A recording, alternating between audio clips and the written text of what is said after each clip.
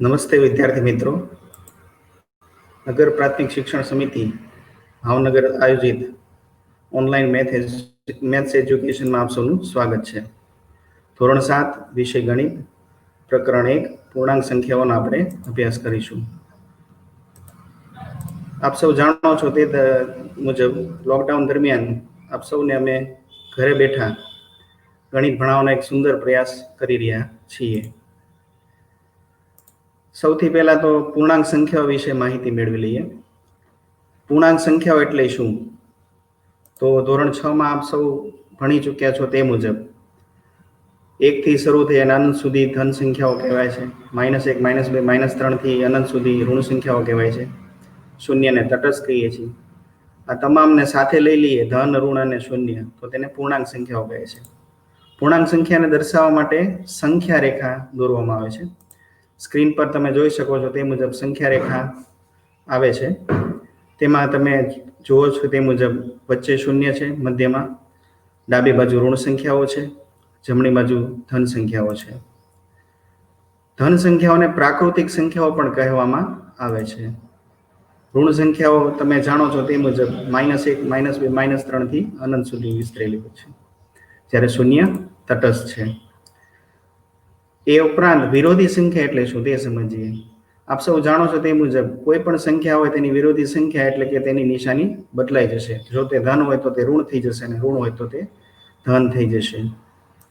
અહીંયા 5 ની વિરોધી -5 આપેલી છે. તેવી જ રીતે -11 ની વિરોધી 11 આપેલી છે. તમે સૌ જાણો છો કોઈ પણ સંખ્યામાં તેની વિરોધી સંખ્યા ઉમેરતા તેનો સરવાળો શૂન્ય થાય છે. હવે આપણે ગણિતમાં સંખ્યાઓની અંદર ચિહ્નો અમુક આવે છે. એમાં 3 ચિહ્નોની સમજ મેળવવી છે. અહીંયા મુખ્યત્વે 2 ચિહ્નોની સમજ આપેલી છે. સૌપ્રથમ લેસ ધેન એટલે કે થી નાનું, ગ્રેટર ધેન એટલે કે થી મોટું. હવે તેની સમજ મેળવીએ. લેસ ધેન અને ગ્રેટર ધેન વચ્ચે શું તફાવત છે તે અહીંયા સ્પષ્ટ સમજાવવામાં આવેલું છે. સૌથી પહેલું 6 લેસ ધેન 8 એટલે કે 6 લેસ ધેન 8 આપેલા છે. અહીં 6 એ 8 થી નાના છે, જેથી લેસ ધેન ચિહ્નનો ઉપયોગ થાય છે. કારણ કે 6 છે એ 8 કરતા નાના છે, એટલે થી નાનાનો ઉપયોગ થયો એટલે લેસ ધેન ચિહ્ન અહીંયા વપરાય છે. જે સંખ્યા નાની હોય તે બાજુ અણીવાળો ભાગ અને જે સંખ્યા મોટી હોય તે બાજુ 2 પાંખિયા ખુલ્લા આવશે. નીચે બીજા ઉદાહરણો પણ આપેલા છે તમને, જેમ કે 8 ગ્રેટર ધેન 6, -3 લેસ ધેન -5. અહીં નોંધ લેશો ઋણ સંખ્યાઓની અંદર -5 એ -3 કરતા મોટા કહેવાય છે. હવે મુખ્ય આ પ્રકરણની શરૂઆત પૂર્ણાંક સંખ્યાઓના સરવાળા બાદબાકીથી થાય છે. બે પૂર્ણાંક સંખ્યાઓના સરવાળાને આપણે સમજીએ. બે પૂર્ણાંક સંખ્યાઓનો સરવાળો કઈ રીતે થાય છે તે સમજીએ. બે પૂર્ણાંક સંખ્યા લઈ લઈએ અને જો બંને ધન હોય તો અહીં બે સંખ્યાઓ ધન લીધી છે 5 અને 9, તો બંનેનો સરવાળો 5 + 9 એટલે કે 14, જે એક સાદો સરવાળો છે, જે આપ સૌ કરી શકો છો. પરંતુ જો એક સંખ્યા ઋણ લેવામાં અને એક સંખ્યા ધન લેવામાં આવે, અહીં સ્ક્રીન પર તમે જોઈ શકો છો એક સંખ્યા -5 લીધી છે, બીજી સંખ્યા 9 લીધી છે, અને વચ્ચે સરવાળાની નિશાની એટલે કે સરવાળો કરીએ તો એક સંખ્યા માઇનસ ને એક સંખ્યા પ્લસ હોય તો બાદબાકી થશે, એટલે કે 9 માંથી 5 જશે તો 4 વધશે. પરંતુ અહીં બંનેમાંથી જે મોટી સંખ્યા હોય તેની નિશાની પસંદ કરવી. 9 મોટા હોવાથી જવાબ +4 આવશે. નીચે બીજું એક ઉદાહરણ આપેલું છે 5 + -9, તો તેનો જવાબ -4 આવે છે, કારણ કે 5 અને -9 માંથી મોટી સંખ્યા +5 છે, પરંતુ અહીં બાદબાકી કરવાથી 9 ની નિશાની માઇનસ હોવાથી -4 જવાબ આવે છે. એટલે કે નિયમ એવો બની જશે કે જો એક ઋણ અને એક ધન હોય તો બાદબાકી કરી મોટા અંકની નિશાની રાખી દેવી. વધુ ઉદાહરણો તમને સ્ક્રીન પર આપેલા છે, જે આપ સૌ જોઈ શકો છો. હવે બીજો નિયમ જોઈએ. જો બંને સંખ્યા ઋણ લેવામાં આવે સરવાળાની અંદર, એટલે કે એક -5 લઈને એક -9 લઈ લઈએ અને જો બંનેનો સરવાળો કરીએ તો જવાબ આવશે -14. એટલે કે બંને સંખ્યા ઋણ હોય અને સરવાળો થાય તો નિશાની માઇનસ જ આવશે અને સાદો સરવાળો કરી નાખવાનો. એટલે કે બે ઋણ સંખ્યાઓનો સરવાળો ઋણ જ મળે છે. હવે બે પૂર્ણાંક સંખ્યાઓની બાદબાકી સમજીએ. બે પૂર્ણાંક સંખ્યાઓ જો ધન હોય અને તેની બાદબાકી કરવી હોય તો અહીંયા સામાન્ય બંને ધન સંખ્યા લઈએ તો 6 માંથી 2 જાય તો 4 વધે, જે આપ સૌ જાણો છો. પરંતુ 2 માંથી 6 જાય તો -4 વધે છે, જે આપ સૌ જાણો છો તે મુજબ મોટા અંકની નિશાની રાખવામાં આવે છે. એટલે મોટામાંથી નાની બાદ કરો તો જવાબ ધન આવે, પણ નાનામાંથી મોટી બાદ કરો તો જવાબ ઋણ આવે છે. જો એક ઋણ અને બીજી ધન હોય તો શું? તો આપ સ્ક્રીન પર જોઈ શકો છો તે મુજબ એક સંખ્યા -6 લેવામાં આવે છે, વચ્ચે બાદબાકીની નિશાની છે, અને એક સંખ્યા ધન 4 લેવામાં આવે છે. -6 -4 એટલે કે સરવાળો થઈ અને -10 થઈ જશે, નિશાની માઇનસ જ રહેશે, કારણ કે મોટું પદ કોણ છે? 6 ની નિશાની માઇનસ છે. હવે પહેલી સંખ્યા ધન લીધી 6 અને બીજી સંખ્યા -4 લીધી. અહીં સ્પષ્ટ જોઈ શકાય છે કે વચ્ચેની નિશાની બાદબાકીની દર્શાવે છે અને બીજી નિશાની છે એ પોતે ઋણ સંખ્યા દર્શાવે છે. કાઉન્સ બહાર માઇનસ હોય અને કાઉન્સની અંદર માઇનસ હોય તો માઇનસ માઇનસ પ્લસ થઈ જશે. 6 + 4 = 10 થશે. એટલે આ નિયમ ખાસ યાદ રાખવા જેવો છે. કૌંસમાં માઇનસ હોય અને કૌંસની બહાર પણ માઇનસ હોય તો માઇનસ માઇનસ પ્લસ થઈ જશે. જો બંને ઋણ અને બાદબાકી તો શું? બંને સંખ્યા ઋણ હોય, ધારો કે -6 વચ્ચે બાદબાકીની નિશાની માઇનસ અને -4, તો -6 માઇનસ માઇનસ પ્લસ થઈ જશે, +4 એટલે કે બાદબાકી થઈ અને 2 આવશે અને મોટા પદની નિશાની એટલે કે -2, જે અહીંયા સ્ક્રીન પર તમે જોઈ શકો છો.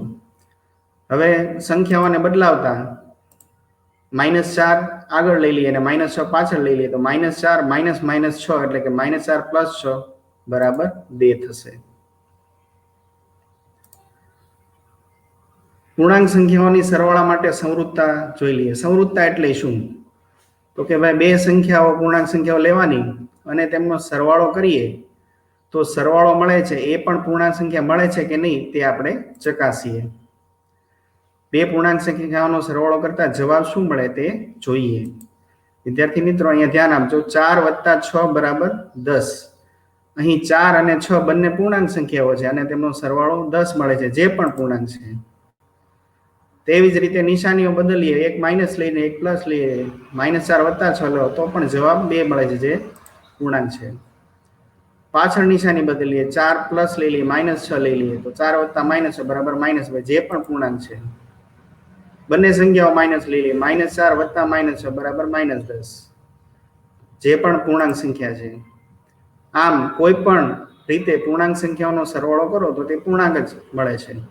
આથી કહી શકાય કે પૂર્ણાંક સંખ્યાઓ સરવાળા માટે સંવૃત્તતા ધરાવે છે.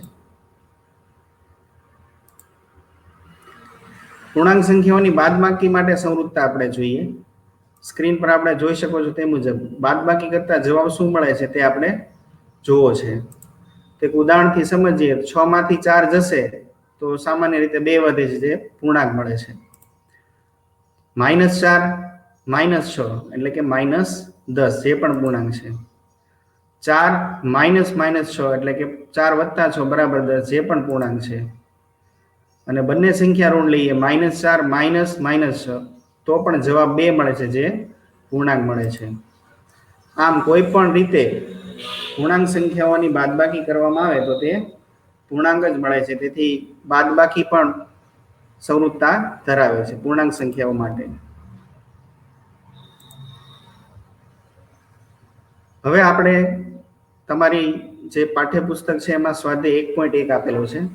આપ સૌ પોતાની જે પાઠ્યપુસ્તક છે એ ખોલીને રાખજો, કે રકમ જોવામાં તમને સરળતા રહેશે. અહીં પણ મેં રકમ આપેલી જ છે. સ્વાધ્યાય 1.1 તમે રકમ જોઈ શકો છો. જુદા જુદા સ્થળના તાપમાન અહીંયા આપવામાં આવેલા છે.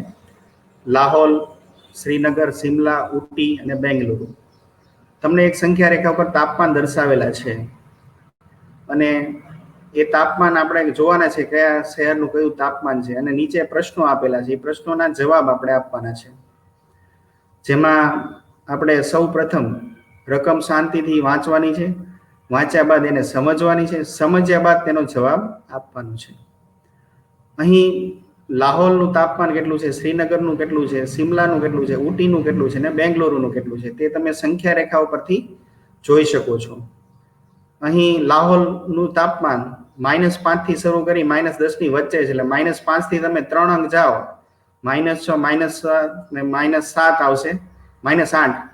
તેવી જ રીતે શ્રીનગર 2 ડિગ્રી સેલ્સિયસ આવશે, શિમલા 5 ડિગ્રી સેલ્સિયસ આવશે, ઉટી 14 ડિગ્રી સેલ્સિયસ આવશે અને બેંગલુરુ 22 ડિગ્રી સેલ્સિયસ આવશે. તો આપણે પ્રથમ પ્રશ્ન સમજીએ કે તમને તાપમાન લખવાના કીધા છે. તો પહેલું જ આપણે જોઈ લીધું, લાહોલ -8 ડિગ્રી સેલ્સિયસ. આ તાપમાનનો સંકેત છે સેલ્સિયસમાં દર્શાવવામાં આવે છે. Srinagar -2 degree Celsius, Shimla 5 degree Celsius, Ooty 14 degree Celsius અને બેંગલુરુ 22 ડિગ્રી સેલ્સિયસ. આ પ્રથમ પ્રશ્નનો જવાબ છે. હવે આપણને બીજો પ્રશ્ન એવો પૂછ્યો છે, સૌથી ગરમ અને સૌથી ઠંડા સ્થળના તાપમાનનો તફાવત શું છે? અહીં સૌથી ઠંડુ સ્થળ તમે જાણો છો લાહોલ આવશે અને સૌથી ગરમ સ્થળ એટલે કે બેંગલુરુ આવશે. બંનેનો તફાવત આપણને પૂછવામાં આવ્યો છે. તફાવત યાદ રાખજો, હંમેશા મોટામાંથી નાનું બાદ કરો તેને તફાવત કહેવામાં આવે છે. કારણ કે તફાવતમાં એક નિયમ છે કે હંમેશા જવાબ આવશે તે મોટામાંથી નાનો બાદ થશે, તે જ તફાવત કહેવામાં આવે છે. અહીં 22 માંથી બાદ કરવામાં આવે છે -8, એટલે કે બેંગલુરુનું તાપમાન માંથી લાહોલનું તાપમાન બાદ કરતા 22 -8, તફાવતની નિશાની વચ્ચે માઇનસ છે અને લાહોલનું તાપમાન -8 છે, એટલે માઇનસ આપણે અગાઉ ભણી ચૂક્યા તેમ પ્લસ થઈ જશે. 22 + 8 એટલે કે 30 આવશે તફાવત. ત્રીજો પ્રશ્ન શું છે? લાહોલ અને શ્રીનગરના તાપમાનનો તફાવત શું છે? તો લાહોલનું તાપમાન અને શ્રીનગરનું તાપમાન વચ્ચેનો તફાવત આપણે જોવો છે. પણ અહીંયા તમે જો શ્રીનગર માઇનસ લાહોલ લીધું, કારણ શું? તો અહીંયા ખાસ નોંધજો કે -2 એ -8 કરતા મોટા છે, તેથી -2 માંથી -8 બાદ કરેલા છે. -2 -8 એટલે કે -2 + 8 બરાબર 6, એટલે કે 6 નો તફાવત આવશે, 6 ડિગ્રી સેલ્સિયસ. છેલ્લો પ્રશ્ન, શ્રીનગર અને શિમલાનું સંયુક્ત તાપમાન એટલે કે બંનેના તાપમાનનો સરવાળો કરવાનો છે. તો શ્રીનગર અને શિમલાનો સરવાળો થશે 5 સેલ્સિયસ થશે અને તેમાં જે શિમલા કરતાં ઓછું છે અને શ્રીનગર કરતાં વધારે છે, જે તમે જોઈ શકો છો. હવે બીજો પ્રશ્ન, જેમાં તમને એક સ્પર્ધા કરવામાં આવી છે, તેના ક્રમિક 5 રાઉન્ડના પોઈન્ટ આપેલા છે, 25, -5, -10, 15 અને 10. જેમાં માઇનસ અંકો છે એ કદાચ ગુણ ખોટા પડ્યા હોય, એના માઇનસ પદ્ધતિથી કદાચ એના માઇનસ અંકો આપેલા છે, પણ આપણે 5 રાઉન્ડનો સરવાળો કરવાનો છે. તો અહીં સરવાળો આપેલો છે 25 + -5 + -10 + 15 + 10. અહીં ખાસ નોંધવાનું કે સરવાળામાં જ્યારે તમે માઇનસ લખો છો ત્યારે તમારે એને કાઉન્સમાં દર્શાવવું, જેથી આપણને ખબર પડે કે માઇનસ સંખ્યાઓ પણ અંદર સરવાળામાં આવે છે. માઇનસ સંખ્યાઓ અને ધન સંખ્યાઓ જ્યારે હોય ત્યારે સરવાળો કઈ રીતે કરવો, તો એની એક સ્પષ્ટ રીત આપેલી છે. પહેલા બધી ધન સંખ્યાઓ લખી નાખવી એકસાથે અને પછી બધી ઋણ સંખ્યાઓ લખી નાખવી. અહીં બધી ધન સંખ્યાઓ 25 છે, 15 છે અને 10 છે, અને ઋણ સંખ્યાઓ -5 અને -10 છે. તો પહેલા 25, 15 અને 10 નો સરવાળો કરવાનો અને પછી -5 અને -10 નો સરવાળો કરવાનો. તો સ્ક્રીન પર જોઈ શકો છો 25, 15 અને 10 નો સરવાળો 50 આવશે, -5 અને -10 નો સરવાળો -15 આવશે. 50 માંથી 15 જશે એટલે 35 આવશે. અહીંયા પણ નિયમ લાગુ પડે છે કે બંનેની બાદબાકી કરતા મોટું કોણ છે, તો 50, એટલે જવાબ ધનમાં આવે છે. હવે આપણે ત્રીજો દાખલો જોઈએ. ત્રીજા દાખલામાં એવું કહેવામાં આવ્યું છે કે સોમવારે શ્રીનગરનું તાપમાન -5 હતું, મંગળવારનું તાપમાન 2 સેલ્સિયસ ઓછું થયું. અહીં ખાસ નોંધજો, ઓછું શબ્દ આવે છે એટલે બાદબાકી કરવાની, વધારે શબ્દ આવે તો તમારે સરવાળો કરવાનો. પછી પ્રશ્ન પૂછેલો છે, તો મંગળવારે કેટલું તાપમાન હશે શ્રીનગરનું? બુધવારે જો તાપમાન 4 ડિગ્રી સેલ્સિયસ વધી જાય તો કેટલું થશે? તો આપણે જોઈએ કે -5 હતું, હવે 2 ઓછું થયું, એનો મતલબ કે બાદ કરવું. તો -5 માંથી 2 સેલ્સિયસ બાદ કરો એટલે -5 બાદબાકીની નિશાની અને 2, -5 - 2 એટલે કે -7 ડિગ્રી સેલ્સિયસ મંગળવારે તાપમાન હશે. હવે -7 ડિગ્રી હતું અને બુધવારે 4 સેલ્સિયસ વધી ગયું માટે અહીંયા પ્લસ કરવામાં આવે છે, -7 + 4 બરાબર -3 ડિગ્રી સેલ્સિયસ. અહીં નોંધજો કે બાદબાકી થાય છે, પરંતુ બંનેમાંથી મોટું કોણ છે? 7, એટલે કે નિશાની માઇનસ આવે છે.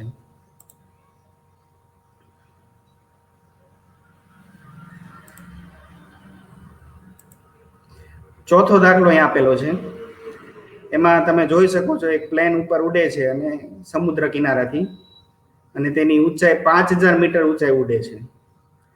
તેવી જ રીતે સમુદ્ર તટથી એટલે કે સમુદ્રની સપાટીથી એક સબમરીન 1200 મીટર નીચે તરતી છે, જે તમે સ્ક્રીન પર જોઈ શકો છો. તો આપણને પૂછ્યું છે કે સબમરીન અને વિમાન વચ્ચેનું લંબ અંતર. અહીં આપણે એક શબ્દ સમજવો પડશે, લંબ અંતર. લંબ અંતર એટલે શું? તો કે ભાઈ એકદમ સીધું અંતર, એક જ રેખાનું અંતર, એટલે કે 90° ખૂણે કેટલું અંતર આવશે બંનેનું, એને આપણે લંબ અંતર કહીશું. તો પ્લેનની સપાટીથી, નીચેની સપાટીથી સબમરીનની ઉપરની સપાટી સુધીનું અંતર આપણે ગોતવાનું છે. તો સૌથી પહેલા વિમાનથી સમુદ્ર તટની ઊંચાઈ લઈ લઈએ અને સમુદ્ર તટથી સબમરીનની ઊંચાઈ લઈ લઈએ. બંનેનો સરવાળો કરીએ એટલે આપણને જે જોતું છે એ મળી જશે. અહીં 5000 મીટર સમુદ્ર તટથી વિમાન છે અને 1200 મીટર સમુદ્ર તટથી સબમરીન છે. બંનેનો સરવાળો 5000 વત્તા 1200, બંનેનો સરવાળો તમે સાઈડમાં કરી નાખો, બરાબર, એટલે 6200 મીટર આવી જશે. તો આવો દાખલો તમને પૂછે ઊંચાઈ શોધવાનો અથવા લંબ અંતર શોધવાનો, તો આ રીતે તમે ગણી શકો છો. હવે એની પછીનો દાખલો લઈએ, પાંચમો દાખલો. પાંચમા દાખલાની રકમ શું છે તે જોઈએ.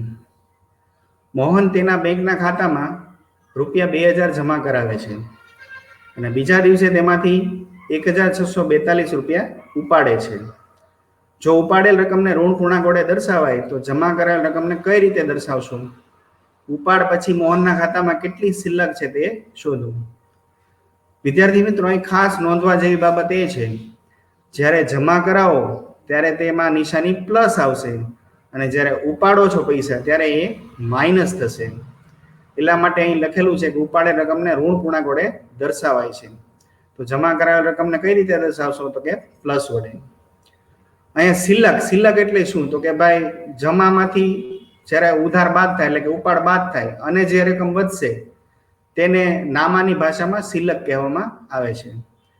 વિદ્યાર્થી મિત્રો, આ પ્રકારનો દાખલો તમને જ્યારે વેકેશન દરમિયાન હોમવર્ક આપેલું હતું, ઓનલાઈન હોમવર્ક તમને ઘરે બેઠા, એમાં પણ આવા દાખલાઓ હતા અને તે આપ સૌએ ગણ્યા જશે એવું હું માનું છું.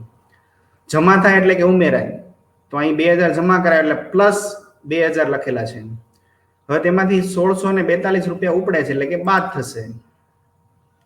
તો હવે જોઈએ કે 2000 રૂપિયા આપેલા છે, એમાંથી આપણે 1642 રૂપિયા બાદ કરીએ તો વધેલી શિલ્લક આપણને મળશે. તો 2000 માંથી 1642 રૂપિયા બાદ કરશો તો તમને 358 રૂપિયા વધશે. એટલે કે તમારા ઉપાડ પછી મોહનના ખાતાની શિલ્લક કેટલી હશે? તો કે 358 રૂપિયા. હવે આગળ વધીએ. દાખલા નંબર 6. રકમ સમજીએ. રીટા બિંદુ એ થી પૂર્વ દિશા તરફ બી બિંદુ સુધી 20 કિલોમીટરનું અંતર કાપે છે. એ જ રસ્તે બી બિંદુથી પશ્ચિમ દિશામાં 30 કિલોમીટરનું અંતર કાપે છે. જો પૂર્વ તરફ કાપેલ અંતરને ધન પૂર્ણાંક કહેવામાં આવે તો પશ્ચિમ દિશા તરફ કાપેલ અંતરને તમે કેવી રીતે દર્શાવશો? બિંદુ એ થી તેની અંતિમ સ્થિતિને તમે પૂર્ણાંક સંખ્યા વડે કઈ રીતે દર્શાવશો? અહીં મિત્રો આકૃતિ દ્વારા સમજીએ. રીટા અત્યારે એ બિંદુએ છે, તમે આકૃતિમાં જોઈ શકો છો. એ બિંદુએ રીટા છે, તેને બી બિંદુ તરફ જવું છે, એટલે કે પૂર્વ તરફ જવું છે. હવે એ થી બી તરફ જશે તો 20 કિલોમીટરનું અંતર કાપે છે અને પછી બી થી તેને પાછું પશ્ચિમ દિશા તરફ, એટલે એ જ રસ્તે એને રિવર્સ જવાનું છે. એ જ રસ્તે રિવર્સ જશે એટલે કે નિશાની માઇનસ થઈ જશે, એટલે કે ઋણ થઈ જશે. એટલે અહીંયા જે પ્રશ્ન પૂછવામાં આવ્યો છે, પશ્ચિમ દિશા તરફ કાપેલ અંતરને તમે કઈ રીતે દર્શાવશો? તો કે ઋણ સંખ્યા વડે દર્શાવશો. જો મેં અહીં આકૃતિમાં દર્શાવેલું છે, સ્ક્રીન ઉપર તમે એક આકૃતિ જોઈ શકો છો. પૂર્વ અને પશ્ચિમ દિશા પરસ્પર વિરુદ્ધ છે. પૂર્વ એટલે આ સાઈડ આવશે અને પશ્ચિમ એટલે આ સાઈડ આવશે. તો બંને દિશા એકબીજાની પરસ્પર વિરોધી છે. હવે અહીંયા એ થી તમે 20 કિલોમીટર ચાલો છો, એને ધન અંતર કીધું છે, ધન પૂર્ણાંક એટલે કે +20. પરંતુ બી થી તમારે પાછું પશ્ચિમ દિશામાં એ જ રસ્તે પાછું વળવાનું છે, પણ એ અંતર આપણે માઇનસ વડે દર્શાવવું, જેને આપણે ઋણ પૂર્ણાંક કહીએ છીએ, એટલે કે -30 આવશે. તો વિદ્યાર્થી મિત્રો, આ સમજ ખાસ જરૂરી છે કે તેના તે જ રસ્તે આપણે પાછું વળતા તેમાં ઋણ પૂર્ણાંક થઈ જાય છે. તો રીટાનું અંતિમ સ્થાન શું થશે? તો કે +20 તો હતું જ, પણ રિવર્સ પાછા ફરતા -30 થશે, તો 20 માંથી 30 જશે એટલે શું આવશે? -10. અહીં નોંધજો કે 20 માંથી 30 જાય એટલે કે બાદબાકી થશે, તો મોટા પદની નિશાની હોવાથી જવાબ છે એ -10 આવશે. નવાઈ લાગે ને કે રીટા છે એ -10 કિલોમીટર બિંદુએ ઊભી છે. હવે પછીનો દાખલો જોઈ લઈએ. એમાં એક દાખલો એવો આપ્યો છે કે જાદુઈ ચોરસ. આવું તમે ગણિતમાં પઝલ્સમાં ઘણીવાર ભણતા હો છો. અને આમાં જે ચોરસ આપેલો છે એની અંદર આપેલા છે, જે તમે સ્ક્રીન પર જોઈ શકો છો. આપેલ દાખલો એવું કહેવા માંગે છે કે તમે ઊભો સરવાળો કરો, આડો સરવાળો કરો, વિકર્ણનો સરવાળો કરો, તો એ સરવાળો સરખો આવવો જોઈએ. વિકર્ણ એટલે તમે જાણો છો આ રીતે વિકર્ણ આવે છે, અને આ રીતે એક વિકર્ણ દર્શાવેલો પણ છે મેં અહીંયા બ્લુ લાઈનથી. તો આપણે સરવાળો કરીએ તો 5 માંથી 5 જશે તો 0, -4 -1 -5 માંથી 5 જશે એટલે 0. મોટા ભાગે 0 જવાબ આવે છે. પરંતુ વિકર્ણમાં તમે જે બ્લુ લાઈન દોરેલી છે તેમાં તમે સરવાળો જુઓ તો -4 અને -2 અને 0 આપેલા છે. તો -4 ને -2 -6 થશે, એટલે કે સરવાળો 0 થતો નથી. માટે આપેલ ચોરસને જાદુઈ ચોરસ કહેવામાં આવતો નથી.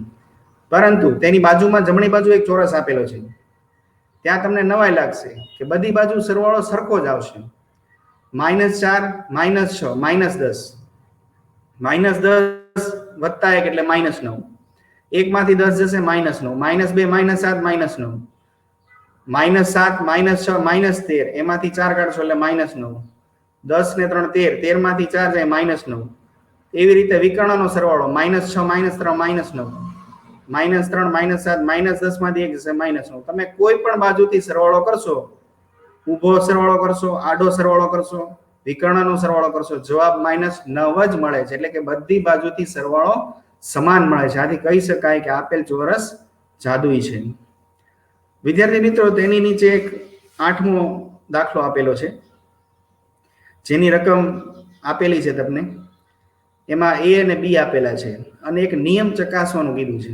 નિયમ તમે જોઈ શકો છો, A -(-B) બરાબર A + B. આ નિયમ તમે જાણો જ છો. A માંથી B ની બાદબાકી છે, પણ B ની ઋણ સંખ્યા છે, એટલે કે માઇનસ માઇનસ પ્લસ થઈ જશે, એટલે A + B.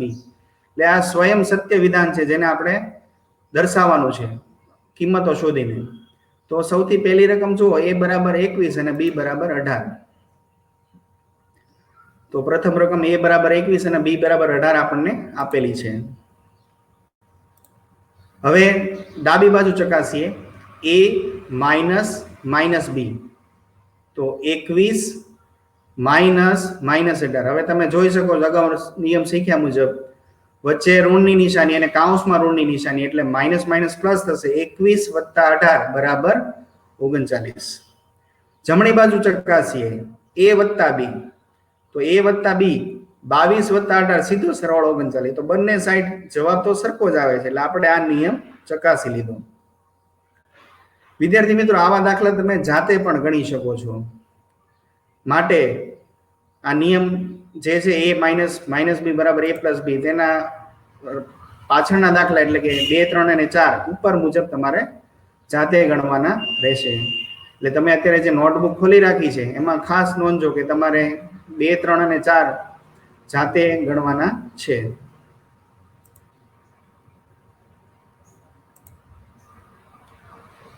દાખલા નંબર 9 આ ખાસ અગત્યનો દાખલો છે. સૂચના પહેલા વાંચવી પડશે. વાક્યને સાચું બનાવવા માટે ખાનામાં ગ્રેટર ધેન, લેસ ધેન અથવા બરાબર ચિહ્નનો ઉપયોગ કરવો.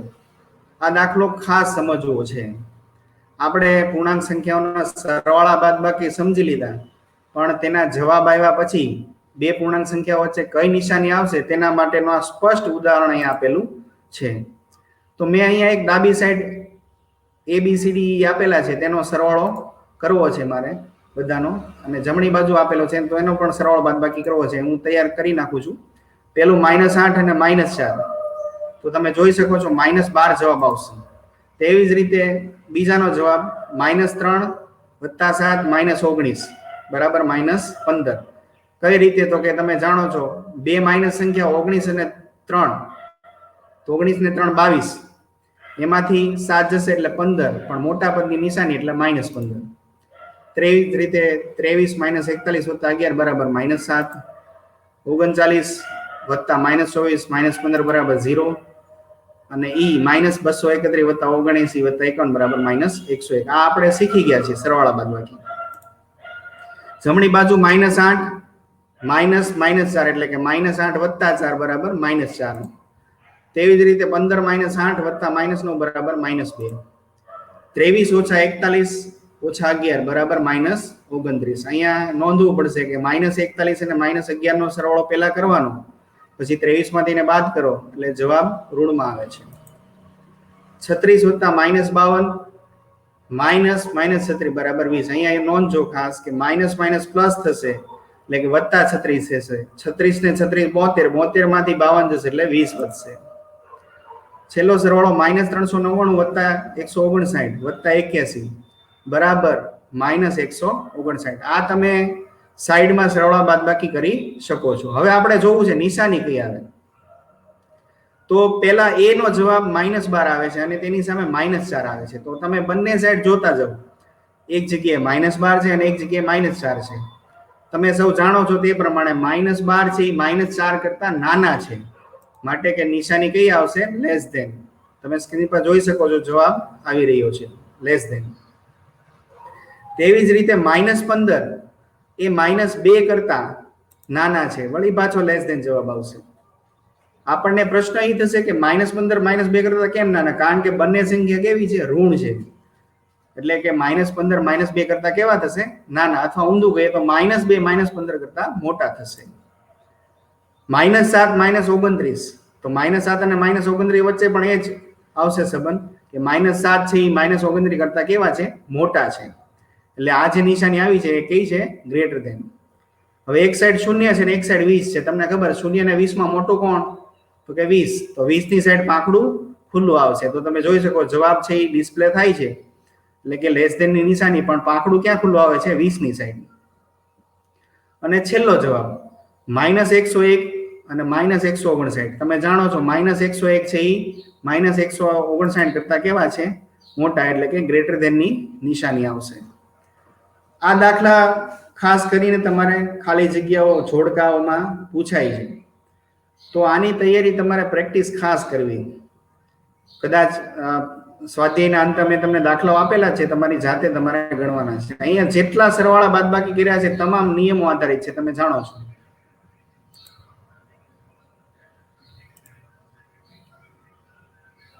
હવે આપણે સ્વાધ્યાય પૂર્ણ કર્યો છે, થોડીક પાછી થિયરી લઈ લઈએ. તો હવે પછીનું જે 1.1 પૂરો થયો પછીની થિયરીમાં પ્રથમ મુદ્દો આવે છે સરવાળા માટે ક્રમનો ગુણધર્મ. ખૂબ જ અગત્યનો. ક્રમ એટલે તમે જાણો છો, સંખ્યામાં 1 પછી 2 આવે, 2 પછી 3 આવે, એને આપણે ક્રમ કહીએ છીએ. તો 1 થી 2 તરફ જાઓ તો ચડતો ક્રમ કહેવાય, પણ 2 થી 1 તરફ જાઓ તો તે ઉતરતો ક્રમ કહેવાય. તેવી જ રીતે અહીંયા એક સરળ ભાષામાં ગુણધર્મ સમજવો હોય તો સમજીએ કે ક્રમનો ગુણધર્મ શું છે. તો કે a + b કરો બરાબર b + a, એટલે કે a + b નો જવાબ આવે તેનો તે જ b + a નો જવાબ આવે તો ક્રમના નિયમનું પાલન થાય છે, એટલે કે ક્રમ જળવાઈ રહે છે, ક્રમનું મહત્વ રહેતું નથી. ઉદાહરણથી સમજવું છે તો બે સંખ્યા લઈ લઈએ 2 અને 3. તો અહીંયા a = 2 અને b = 3 લ્યો તો 2 + 3 જવાબ કેટલો આવશે? 5. એવી જ રીતે b + એટલે કે 3 + 2 કરો તો પણ જવાબ કેટલો આવશે? 5. તો જોઈ શકાય છે કે બંને બાજુ જવાબ સરખો જ આવે છે. 2 + 3 કરો કે 3 + 2 કરો જવાબ તો 5 જ આવે છે. આથી કહી શકાય કે સરવાળા માટે ક્રમનો નિયમ જળવાય છે, એટલે કે ક્રમનું મહત્વ રહેતું નથી. સરવાળો કરો ત્યારે તમે ક્રમ ગમે તેમ ઉલટાવી શકો. 3 સંખ્યા આપેલી હોય એમાં ત્રીજી સંખ્યાને પહેલી કરી નાખો, પહેલી સંખ્યાને ત્રીજી કરી નાખો, વચ્ચે એમને રાખો તો કોઈ ફેર પડતો નથી. એટલે કે સરવાળા માટે ક્રમનું મહત્વ રહેતું નથી. પહેલો નિયમ હતો. બીજો નિયમ લઈ લઈએ, સરવાળા માટે જૂથનો નિયમ. આ જૂથનો ગુણધર્મ ખૂબ જ અગત્યનો છે, એને આપણે સમજવો છે. તો સરળ ભાષામાં જૂથનો નિયમ શું છે તે સમજી લઈએ. તમારી સ્ક્રીન ઉપર તમે આવે છે તે જોવો તો ડાબી બાજુ શું લખેલું છે? કૌંસમાં a + b, એટલે કે a અને b અત્યારે જોડમાં છે. વત્તા સી એટલે સી એકલો પડી જાય છે. તો જવાબ શું આવે છે? તો કે એ એકલો પડી જાય છે વત્તા બી વત્તા સી ની જોડી બની જાય છે. તો પહેલામાં એ વત્તા બી ની જોડી બનતી હતી અને બીજામાં બી વત્તા સી ની જોડી બનતી હતી. તો શું જવાબમાં ફરક પડશે? તો ચાલો એક ઉદાહરણથી સમજીએ આપણે. તો અહીંયા તમને સ્ક્રીન ઉપર એક ઉદાહરણથી સમજાવું છું. તો પહેલું ઉદાહરણ લઈ લઈએ, એ વત્તા બી વત્તા સી નું. અહીં એ બરાબર 2 લીધા છે, બી બરાબર 3 લીધા છે અને સી બરાબર 5 લીધા છે. તો ડાબી બાજુથી આપણે ગણીએ તો ડાબી બાજુ શું છે? એ વત્તા બી વત્તા સી. તો કૌંસમાં 2 વત્તા 3 વત્તા 5. તો જોડીમાં કોણ કોણ છે? 2 અને 3. તો 2 અને 3 નો સરવાળો કેટલો થશે? 5. અને પછી સી તો 5 આપેલા જ છે. તો 5 વત્તા 5 જવાબ કેટલો આવશે? 10. એટલે કે ડાબી બાજુનો જવાબ 10 આવે છે. હવે આપણે જમણી બાજુ સરખાવી છે. તો એ વત્તા બી વત્તા સી ની જોડી. તો અહીંયા 2 છે એ એકલા પડી જશે અને 3 અને 5 ની જોડી આપેલી છે. તો 2 વત્તા 3 અને 5 નો સરવાળો કેટલો થશે? 8 થશે. એટલે કે 2 વત્તા 8 બરાબર 10. તો તમે જોઈ શકો છો કે પહેલા 2 ની જોડી બને અને ત્રીજું એકલું પડી જાય, અને પહેલું એકલું પડે ને બીજા 2 ની જોડી બને. જવાબમાં કોઈ ફરક પડતો નથી. એટલે કે સરવાળા માટે આનો જૂથનો ગુણધર્મ કહેવામાં આવે છે. હવે ખાસ તમને